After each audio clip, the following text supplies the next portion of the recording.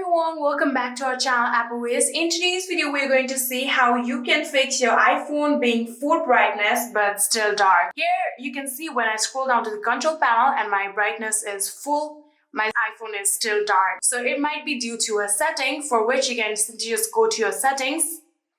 And in here, you can tap on accessibility. So after tapping on accessibility, you'll have to tap on display and text size. So after doing so, here you'll have to scroll all the way down and you can see there is the option of reduce white point. This is the main reason that this is happening. So all you have to do is tap on this toggle button in order to turn off reduce white point, just like this. Here you can see now your screen is back to normal. So when you go down to the control panel and try to adjust your brightness, it will adjust accordingly.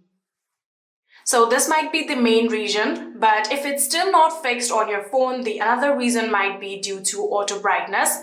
So all you have to do is again tap on the toggle button that you can see right here, like this, and now auto brightness is off.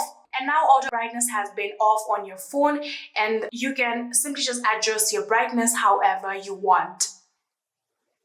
So these were some two things that you can try to do in order to fix your iPhone being on full brightness but still showing dark. But it still does not work on your phone. It might be due to the overheating of your phone. So let your phone cool down. Simply just remove the charger and let the phone cool down for a bit and see if that works.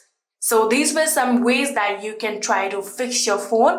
If it works for you guys, please do not forget to hit that subscribe button and like our video. Thank you so much for watching. See you in the next.